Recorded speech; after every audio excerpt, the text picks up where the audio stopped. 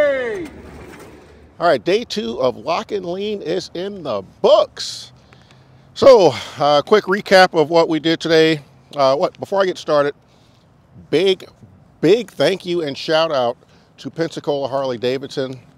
Again, they allow us to use the parking lot, but there's more. I had a mechanical failure today. It was my fault. But in any event, they took care of me and got me back on the road so that I could continue the course and finish out all the exercises today. So again, big thank you to the service department at Pensacola Harley Davidson for getting me in and out so quickly. I really appreciate it, because the instructor was going to let me ride a police motorcycle, and that was going to be an experience. That would have made for some hilarious video, because those bikes, I mean, it's different than mine. It was a Road King, had the police seat where you're sitting upright and scooched up on the tank, and it was just different. So I'm glad they got my bike back to me. So that was thank you to the service department, but also thank you, Ken, for letting me ride around on that police motorcycle. All right, so again, the class started today at 8 o'clock. I got there about 7:30 again, and just chatting it up with the guys that were there. We did about 45 minutes of practice, just kind of standalone practice, or free practice, I guess, where you're practicing some of the exercises that we did on day 1. So that was good, because it was a good way to warm up and reinforce to yourself the process and the steps that we're taking to go through the exercises. And that's pretty much what we did throughout the day, just reinforcing that process, MMA, where you manage your speed, which is very important. So it's a combination of throttle, clutch, and the rear brake. And the challenge for me is learning how to rely less on the rear brake. It's still important. It's an important part of the control, but I've got to be able to do it with a constant throttle and going into the exercise at the right speed and maintaining that throughout the exercise, and it makes it so much easier. But that's going to take a lot more practice on my part.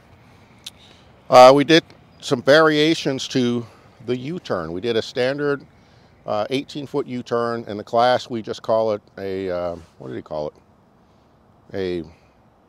Anyway, I'm going to call it a U-turn. The name escapes me, but we did basically a standard U-turn. My left U-turns are stronger than my right U-turn, and as a result, I dropped my bike again twice. So, not that big of a deal. I'd rather do it here than on the street somewhere. But the good thing about it is I did learn something from dropping my bike. I know exactly what I'm doing wrong, and I'm just got to keep working on it to reinforce what I already know how to do. And of course, the 2 drops were on U-turns to the right. Now, the next variation that we did to the U-turn is that we added an obstacle to the entrance. Not an obstacle, just a couple of cones, and it came out about 2 feet on either side. And so you go onto the U-turn box, and you're going to maximize your space on the right side and hit the apex or the top of the turn, and then lean the bike and come out, and then you got to continue turning around a little bit more so you can make it out. It was an interesting variation to the U-turn box that I've been doing for quite some time, so it made it a little bit more interesting.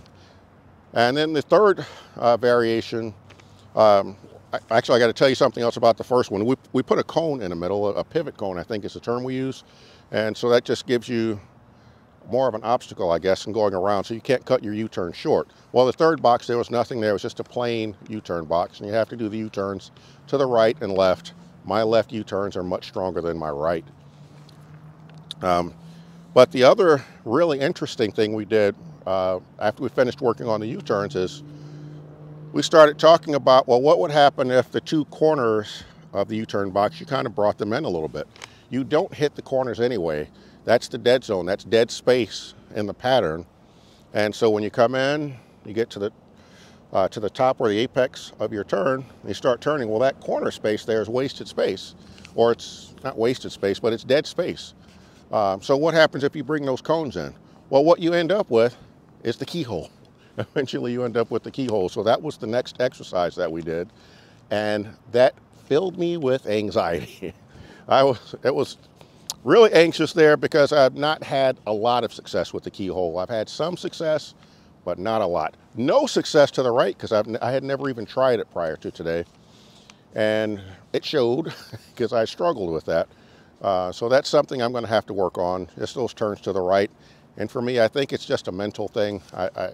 It's once I can convince myself that I can do it, I believe I'll be able to do it more consistently. Now, next exercise was actually pretty interesting, and it's just emergency escapes, making sure that you maintain a proper amount of distance in front of the vehicle that's in front of you at a stop or at an intersection, so that if you need to move, you have some place to go. And if you get too close to that vehicle in front of you, you're going to be in trouble. And the nice thing about, or the cool thing about the way we practice this exercise is just practicing creating distractions for you from different angles. And you got to be able to move accurately but swiftly to get out of the way of that distraction. So that's really the key things that we covered today. So the highlights for me was my success in the keyhole. That was fantastic. For me, it felt good, you know, to be able to execute the keyhole to the left. One thing that I want to share is how to prepare your bike for a class like this. And so that's the next thing we're going to cover really quickly. So as you can see right here, what we did, and we did this yesterday at the start of class, there's blue painter's tape, and then you put a couple of strips of duct tape on top of it, because this is where, if the bike falls all the way over, this is the area that's likely to sustain damage. What I didn't do was put a piece of tape down here. So I did get some a little bit of damage here that could have been easily avoided with the duct tape, and the crash bar sustained a little bit of damage as well. I bought this crash bar on Amazon. I'm going to sand it down and just repaint it black for now. But the motorcycle crash guards, which I ordered a couple of days too late, would have probably saved me from damaging both of these. So lesson learned there. We'll get both of these taken care of. It's not that big of a deal. And finally, this is a Street Glide special. It does not have saddlebag guards, so I actually removed the saddlebags. Good thing that I did, because I'm pretty sure they would have gotten damaged. But my mufflers didn't fare too well. I got some minor scratches on the mufflers down there, so I'm going to invest in some saddlebag guards. I've already ordered my motorcycle crash guards, and that'll protect me for the next time something goes wrong.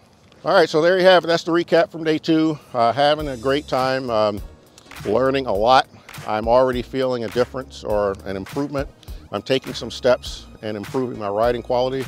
Highly, highly recommend the class if you're thinking about doing something like this. You know, the instructor, Ken, is a fantastic guy.